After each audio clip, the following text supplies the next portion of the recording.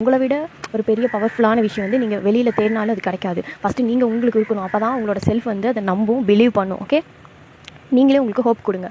நான் இந்த mind settle இருந்தும் வெளியில் வந்துடுவேன், அதுக்கப்புறம் என்னோட லைஃபே சேஞ்ச் ஆக போகுது அப்படின்னு சொல்லிட்டு ஃபஸ்ட்டு நம்புங்க.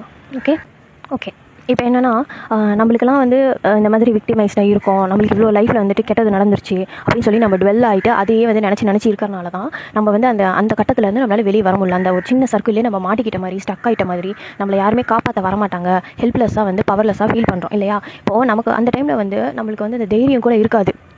தைரியம்னு சொல்லும்போது அந்த ட்ரீம் பண்ணுற தைரியம், நம்மளுக்கெல்லாம் அந்த தகுதி இருக்கா, நம்ம ஆசைப்படுறதுக்கு ஃபஸ்ட்டு தகுதி இருக்கா, அந்த லெவலில் தான் நம்மளுடைய அந்த எனர்ஜி இருக்கும். ரொம்ப லோ வைப்ரேஷனாக தான் நம்ம இருப்போம் இல்லையா? ஸோ வந்து ஏன்னா நம்ம அவ்வளோ அடி வாங்கியிருப்போம், அவ்வளோ கஷ்டப்பட்டிருப்போம், நம்மளுக்கு எவ்வளோ அன்ஃபார்ச்சுனேட்டாக இருந்திருக்கும் லைஃப்பில். வந்துட்டு எல்லாமே ரிப்பீட்டடாக வந்து கெட்டதாகவே நடந்துக்கிட்டு நம்மளை அப்செட் பண்ணுற மாதிரியே ஒவ்வொரு நாளும் வந்து ரொம்ப பேர்டனாக, ஸ்ட்ரெஸ்ஸாக, டிப்ரெசிவாக போயிட்டு இருக்கும்போது நம்மளால் வந்து இந்த பாசிட்டிவ் சைடோ இல்லை ட்ரீமோ இல்லை நமக்கு பிடிச்ச விஷயத்தையோ பற்றி யோசிக்க கூட முடியாது. ஏன்னா நம்மளுக்கு கவலைப்படுறதுக்கே அவ்வளோ இருக்கே, அதை நினச்சி கவலைப்பட்டுக்கிட்டே தான் இருந்திருப்போம். ஸோ நம்ம ட்ரீம் எல்லாம் பற்றி யோசிச்சிருக்க மாட்டோம். ஆனால் இதுக்கு முன்னாடி நீங்கள் இந்த மாதிரிலாம் நடக்கிறதுக்கு முன்னாடி சின்ன வயசுலையோ இல்லை ஒரு ஒரு ஒரு பாஸ்ட் 4 to 5 years வந்து இந்த மாதிரி உங்களுக்கு நடக்குதுன்னே வச்சுக்கலாம். அதுக்கு முன்னாடி நீங்கள் எப்படிப்பட்ட ஒரு பர்சனாக இருந்தீங்க, உங்களுக்கே ஒரு ஃபீல் இருக்கும், சரி எப்படிலாம் இருந்தேன், எப்படிலாம் வாழ்ந்தேன், ஆனால் இப்போ இப்படி இருக்கனே அப்படின்ற மாதிரி ஒரு ஃபீல் இருக்கும் இல்லையா? ஸோ அந்த பாஸ்ட்டை பாருங்கள்.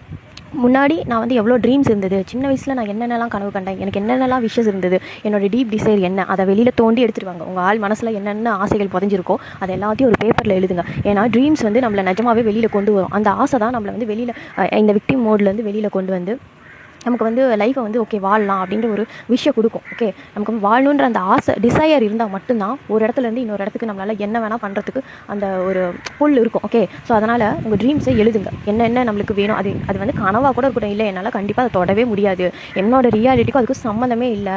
இப்போ ஃபார் எக்ஸாம்பிள் உங்களுக்கு வந்து ஒரு 100 lakhs ஒரு கார் வாங்கணும்னு விஷயம் இருக்கா, இல்லை ஒரு பெரிய வீடு கட்டணும், மேன்ஷன் மாதிரி வீடு கட்டணும், இல்லை எனக்கு வந்து என்னோட ட்ரீம் ஜாப் வேணும், அப்புறம் இல்லை ஒரு ட்ரீம் பிஸ்னஸ் நான் ஸ்டார்ட் பண்ணணும்னு நினைக்கிறேன், இல்லை ஒரு அழகான லவ்விங் ரிலேஷன்ஷிப்குள்ள என்டர் ஆகணும்னு நினைக்கிறேன். இந்த மாதிரி உங்கள் விஷயம் என்னவாக இருந்தாலும் பரவாயில்ல, தைரியமாக அதை ஃபஸ்ட்டு எழுதுங்க. இல்லை உங்களுக்கு நீங்களே சொல்லுங்கள். ஓகே, பெட்டர் வந்து நீங்கள் எழுதுங்க. ஏன்னா எழுதும்போது அது உங்கள் பிரெயினுக்கு நீங்கள் திரும்ப சொல்கிறீங்க. ஓகே, அது வந்து நோட்டீஸ் பண்ணும், உங்கள் பிரெயின் வந்து அதை ரெக்கக்னைஸ் பண்ணும், அதுக்கான ஒரு முயற்சிகளை அதை எடுக்க ஆரம்பிக்கும். பிரெயினுக்கு இருக்கிற வேலையை, மைண்டுக்கு இருக்கிற வேலையை என்ன தெரியுமா, அதை பற்றின ஆராய்ச்சி, ரிசர்ச், அதை நோக்கி போகிறது தான். நெக்ஸ்ட் என்னென்னு அது தேடிக்கிட்டே இருக்கும். ஸோ அதை யூஸ் பண்ணிக்கோங்க. சரியா? இப்போ நம்ம ஒரு கெட்ட விஷயத்தை மைண்டில் போடுறோம்.